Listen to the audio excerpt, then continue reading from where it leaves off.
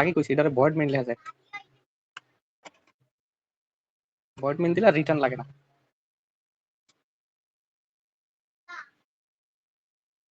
তাহলে তোমার ওই নরমালি এই যে এই জায়গায় যে কোডটা দেখাইছে এটা হচ্ছে তুমি থিওরিটিক্যালি যদি দেখো এখানে তিনটা সংখ্যা আছে এ আর বি সি।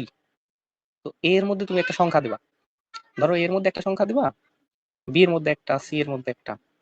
তোমার দেখান লাগবে কি এই যোগফল যেটা এ প্লাস বি প্লাস সি, এটা যেহেতু সংখ্যা তিনটা ভাগ করতে হবে, ঠিক আছে?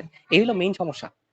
এখন মেইন সমস্যাটা দেখার আগে দেখো মেইন সমস্যাটার মধ্যে আবার মেইন সমস্যার মধ্যে সমস্যা কি দেখো।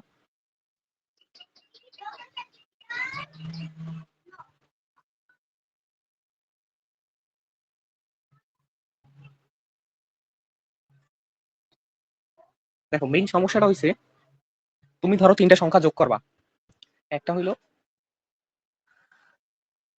ইন্টিজার এ, হ্যাঁ এর একটা সংখ্যা আছে ইন্টিজার বি, আরেকটা হচ্ছে ইন্টিজার সি। এখন ইন্টিজার মানে কি মনে আছে? পূর্ণ সংখ্যা, ঠিক না? হ্যাঁ।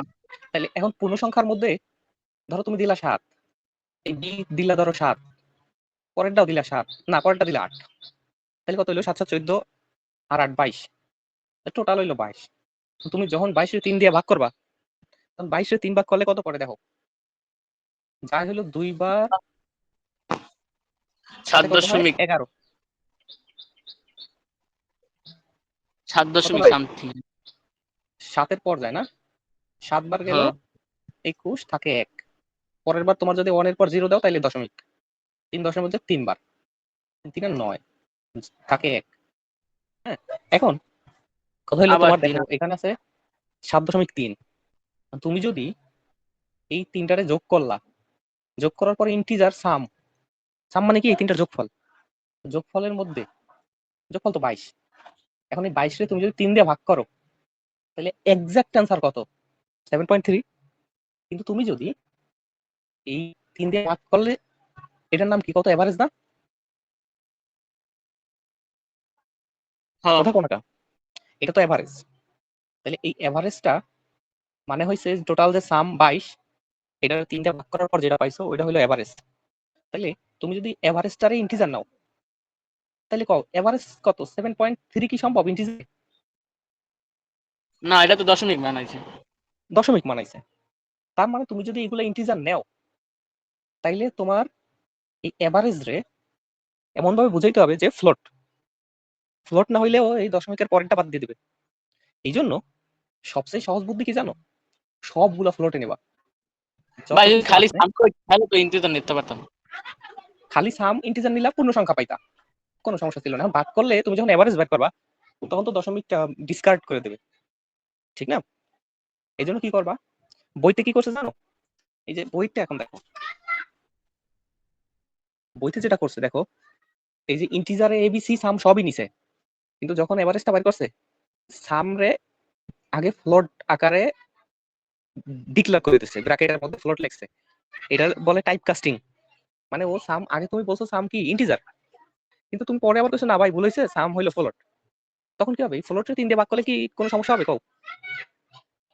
না আর এই একটা পদ্ধতি যে সামরে যদি আমি ফ্লোট বলে দিই তাইলে দশমিকের পর্যায়ে যে ঘর আছে ওইগুলো রাখবে, আর নাইলে ওগুলো বাদ দিয়ে দিবে। কিন্তু কথা হলো তুমি যদি সাম ডিরেক্ট ফ্লোট বানাই রাখতা শুরুতে তাইলে কি হতো? তাহলে কি আর সমস্যা হইতো কও? না তাইলে আমরা দুই পদ্ধতি দেখবো। প্রথম পদ্ধতি হলো বইয়ের পদ্ধতি হুবহু। দেখো ইন্টিজার এ কমা বি কমা সি কমা সাম, এবার তুমি এটা ইউজার ইনপুট দিবা। ইউজার ইনপুট দিবা কেমনে? ইউজার ইনপুট দিবা স্ক্যানএফ, মনে আছে? স্ক্যানএফ দিয়া ডাবল কমা, এখন কয়টা সংখ্যা নেবা? চারটে সংখ্যা না, তিনটা সংখ্যা নিবা। তো তিনটা সংখ্যা নিলে কি কি? অ্যাড্রেসের মধ্যে এ দেবা, অ্যাড্রেসের মধ্যে বি দিবা, অ্যাড্রেসের মধ্যে সি দিবা, ঠিক আছে? এই তিনটা সংখ্যা ইউজার ইনপুট নিলা। এখন সাম যে বাইর করবা, সামের মধ্যে কি রাখবা? এ প্লাস বি প্লাস সি। তার মানে কি এখন এই তিনটার যোগফল কির মধ্যে আছে? এই সামের মধ্যে আছে না? এবার এভারেজটা যে তুমি বাইর করবা বইতে আরেকটু দেখি। এই দেখো বইতে এভারেজটা কিন্তু ফ্লোট বানাইছে না? কারণ ভাই কি? এখানে পেজ 5-6 দিতেছে গা। আচ্ছা, প্রিন্ট কেন দিছে জানো? আমি কইতাছি, প্রিন্টটা এখনো লিখি নাই, লেখা কইতাছি। এই যে সাম লিখলাম, তারপরে এখন এভারেজটা আগে ডিক্লেয়ার করি। ধরো এই ফ্লোট এবিজি, এবিজি মানে ধরো এভারেজ। তাহলে এভারেজ কি হবে কও? A B G equal to some যেটা আছে এটা ভাগ করবা কত দিয়ে? 3 দিয়ে না? এবার এভারেজটা প্রিন্ট করো। প্রিন্টএফ, এটার মধ্যে দিবা পার্সেন্ট ডি কমা এবিজি। এটুক তো বুঝছো নাকি? দেখো এই যে রান করলাম, এখন সংখ্যা আমার ভাই লাগবে, সংখ্যা দেওয়া। লেখা লাগবে না? হ্যাঁ, এভারেজের ক্ষেত্রে কি স্ক্যানএপ লেখা লাগবে না? এভারেজ কি তুমি নিজে দেবা না কম্পিউটার হিসাব করে তোমার দেবে কত? কম্পিউটার হিসাব করে দিবে। তাইলে স্ক্যানএফ দেবা কখন? যখন তোমার মান দেওয়া লাগবে ওরে। এভারেজও কি তোমার দিয়ে দেওয়া লাগবে? তাইলে ও করবে কি? যোগ বিয়োগ সবই যদি তুমি দিয়ে দাও, তাহলে ওর কাজ কি? তুমি তো ওরে দিয়ে এভারেজ বাইর করাবা, তাহলে এভারেজ কেন স্ক্যানএফ এর মধ্যে দেবা? ও তাহলে এখন সংখ্যাগুলো ধরো 4, 5, 6 তিনটা দিলাম, তাহলে কত আসছে এভারেজ কও? 0। কারণ কি? ঝামেলাটা কোথায় হয়েছে? তুমি এভারেজ দিছো ফ্লোট, কিন্তু তোমার সাম কি ইন্টিজার না? হ্যাঁ, তাহলে তুমি সাম রে এখন এখানে আবার কবা যে না, সাম ছিল ফ্লোট।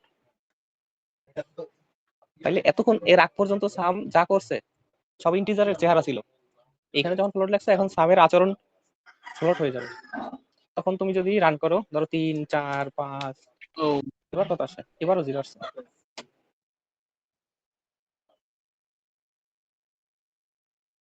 এবিসি দিলাম, সাম দিলাম, সাম, দেখি সাম প্রিন্ট করে কি হয়। 2, 3, 4, 9 হয়েছে।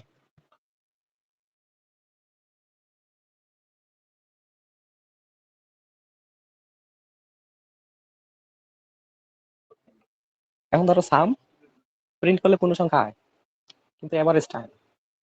তাহলে এভারেজ ফ্লোট দিছি। এখন তুমি যদি কোডটা আগের বইয়ের এভারেজ সাম বাই 3, তাহলে আমরা কিন্তু পার্সেন্ট ডি দিছি। ঝামেলাটা হয়েছে কোথায়? তুমি প্রিন্ট করতেছো একটা কি সংখ্যা? ফ্লোট সংখ্যা এ বি জি, আর তুমি দিছো পার্সেন্ট ডি, তাহলে দিতে হবে পার্সেন্ট এফ। তাহলে এবার যদি সংখ্যা আবার ইনপুট দিই 3, 4, 5, তাহলে 4 আর 5 কত? 9 আর 3 12, এভারেজ করলে 4, 4.000। এই হলো তোমার এভারেজ। তাইলে এইখানে তোমার এই ফ্লোটটা দেওয়ার অর্থ কি? আগের যে এভারেজ ছিল ওটা ফ্লোটই ছিল, কিন্তু সাম যেটা ওইটা আগে ছিল ইন্টিজার, ইন্টিজারটারে ফ্লোট বানাই দিছে, ঠিক আছে, নতুন করে। এখন এই ঝামেলা আমি করলাম না। আচ্ছা, এইটুক তো বইয়ের কোড, এইটুক তো বুঝছো। এখন তুমি জিজ্ঞাসা আগে যে প্রিন্ট এফ কেন দিলাম।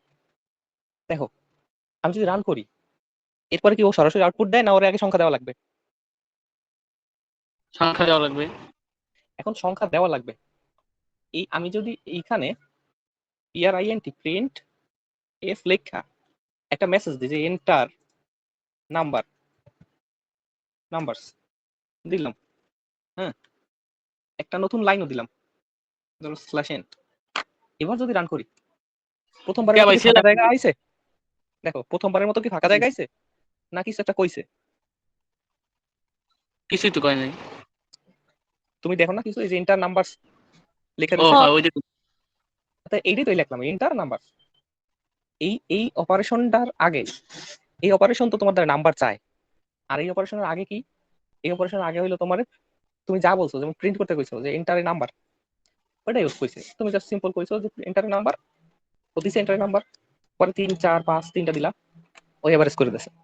মানে কি, তুমি যদি ওই প্রিন্টএফটা দাও তাহলে আউটপুটেও ওইটা থাকবে, নাম্বার চাওয়ার আগেই থাকবে। যদি না দিবে কোন সমস্যা আছে? না সমস্যা নাই তো। এখন এই যে সমস্যাটা কি যে ইন্টারমিডিয়েটের অনেক স্যাররা খাতা দেখবে যারা সবাই হয়তো একরকম বোঝে না। কেউ হয়তো এরকম মিলেট পারে যে এখানে প্রিন্ট এফ আছে ও প্রিন্ট এফ লেখে নাই, তাইলে কপাল খারাপ হইলে এক মার্ক কাটতেও পারে। তাহলে এইভাবে চিন্তা করবা।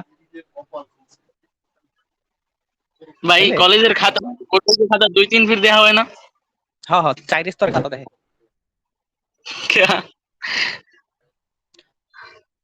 এখন দেখো এইখানে এই ঝামেলাটা যদি আমরা সরাইতে চাই, মানে সোজা কথায় এই সব কিছুরে তুমি শুধু ফ্লোট দিয়ে দেবা, তাইলে আর তোমার কিচ্ছু করা লাগবে না। যা যত ভ্যারিয়েবল ডিক্লেয়ার করবা, যত কিছু আছে সব ফ্লোট দেবা, সব পার্সেন্ট ডি হয়ে যাবে, সব পার্সেন্ট ডি পার্সেন্ট এফ হয়ে যাবে। এবিসি গেল, সাম গেল, ফ্লোট এভারেজ। তাইলে এখন দেখো কিছুই লাগতেছে না, এই টাইপ কাস্টিংও লাগতেছে না। কারণ তুমি এমনি প্রিন্ট করো, নাম্বার চাইবে, ধরো দিলা 3 4 5, এন্টার কত আসছে 4, এবার তারপরে আপনি তোমার আর কোনো লেখছেন ঝামেলা লাগবে না। এখানে দিয়ে কত কিছু লেখছেন, কোথায়? ওই যে সামেশন অফ 3 নাম্বার 3%, এমনি ইংলিশ ভারী না, আরো ইংলিশ লেয়া লাগে। ও আচ্ছা দাঁড়াও, এইটা কি দেখো, এই যে আমরা এটা রান করলাম না, ও একটা নাম্বার চাইলো, দিলাম ধরো 3 4 5 দিলাম। এখন দেওয়ার পরে ও তো সরাসরি রেজাল্ট দিছে না, হয় ও তো রেজাল্ট দিছে। তো ওই ওর আগে ওরে এই প্রিন্টের এর মধ্যে আমি যদি কই, ধরো লেখা দিলাম যে the summation of 3 number, summation of 3 number মানে 3 নাম্বারের যোগফল, এই যে সংখ্যা তিনটার যোগফল, এই যে সাম যেটা, এইটারে সে আলাদা প্রিন্ট করছে। প্রথমে দেখো এইটারে কপি করে আমি এই পাশে আনলাম, এইখানে লিখলাম, এখানে লেখা দিলাম যে the summation summation of 3 numbers, summation of 3 numbers equal to দিয়া এই যে পার্সেন্টেজ দিছি, এরপর একটা নতুন লাইন দিলাম। ঠিক আছে, এখন কি হবে দেখো, আমি যদি দেই 3 4 5, এখন ওই নাম্বারটা দেওয়ার আগে এই নাম্বার তিনটা সামেশন কত, ধরো সামেশনের এইখানে আমরা লিখে দিছি এভারেজ, এখানে তো সাম হইবে, সাম সাম দিলাম। এবার সাম দেওয়ার পরে ধরো 3 4 5, এখন দেখো সামেশন কত হয়েছে, 12 না? হ্যাঁ। ও সামেশনটা আর তো ওই 12। সামেশনে তো লেখছে একবার এবারে চলতে লাগছে। সামেশনটা প্রথমবার দেখাইছে যে ভাই এটার যোগ ফলায় এত, এরপর এটা যদি তুমি ভাগ করো 3 দিয়া, তাহলে এভারেজ হয় এত। ভাই তাহলে এখনই না এভারেজটা কই কই গেছে? পার্সেন্টেজ দিবি, এবার যদি সাম দিই হ্যালো হইবে না? হ্যাঁ হইবে, আউটপুট হইবে সরাসরি। আর তুমি যদি বলে এটা হলো একটু স্টাইল স্টাইল, এটা এভারেজ অফ 3 এখন নাম্বার, তুমি এটা কি খাতায় লিখবা, সমস্যা কি? এখানে ধরো আবার লিখলা এই এই পার্সেন্ট এফ এর সামনে এভারেজ অফ 3 নাম্বারস লিখলা, এই নাম্বারস, এখন নাম্বারস লিখা ইকুয়াল চিহ্ন দিলা, পরে এই পার্সেন্ট এফ এর জায়গায় ওই সঠিক এভারেজের ভ্যালুটা আই করবে।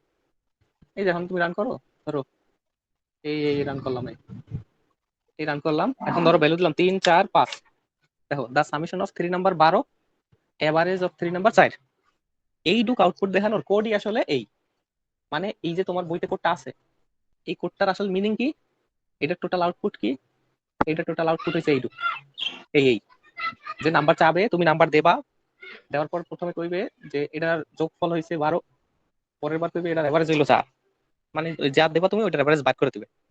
তার শুরুতে যে 3 4 5 দিছো, এটার জন্য দায়ী হইলো এই কোডের এই স্ক্যানএফ, এই স্ক্যানএফ পার্সেন্টেজ, তারপরে এবিসি, এই এবিসি এই এই যে এই সাইনটা, এটা মনে হচ্ছে যে এর অ্যাড্রেসের মধ্যে ঢুকাই দাও ভ্যালুটা, এই পার্সেন্টেজ তুমি যে ভ্যালুটা দেছো ওই জায়গায় দেয়, যেমন 3 দিছি এর মধ্যে ঢুকে গেছে, পরে 4 দিছি বি এর মধ্যে গেছে, 5 দিছি সি এর মধ্যে গেছে, সিরিয়ালে যেমন এটা লেখছি না অ্যাড্রেসে, শুরুর ভ্যালুটা এর মধ্যে ঢুকছে। শুরুতে যদি লিখতাম অ্যাড্রেস বি, তাহলে বি এর মধ্যে ঢুকতো প্রথম ভ্যালুটা, এরকম আর কি ভ্যালুগুলো দিতাম। আর পরে এটা সাম ক্যালকুলেট করে পরে প্রিন্ট করে দিতাম সাম আর এভারেজ। ভাই ওইটা সেলা সেন না? কি? ওই যে ওইটারে কয় না সেলা সেন, ওই যে আপনি দেখছেন ওই যে পার্সেন্টেজ এর পর। এইটা স্ল্যাশ এন। হ্যাঁ, হ্যাঁ হ্যাঁ, এটা হলো স্ল্যাশ আর এটা হলো এন। এটার লাগে জায়গা খালি স্টুডেন্ট করে কি না? আরেক স্টুডেন্ট কি আরেক আছে? আচ্ছা, হ্যাঁ এটা হচ্ছে জায়গা খালি করে, মানে পরে নিচের লাইনে চলে যায়। তুমি যদি যদি এখানে ভাই স্ল্যাশ না দিতা দেখো না দিলে কি কাটা দেবে? কাটা যাওয়ার কথা না। এই দেখো এই সিলেকশনটা আমি দিলাম না, এখন কি হবে, রান করব, রান করলে কি হবে, 3 4 5। দেখো এই যে সামেশন লেখার পর নিচের লাইন আর যায় না, পরের দিয়ে শুরু করছে এভারেজ নাকি?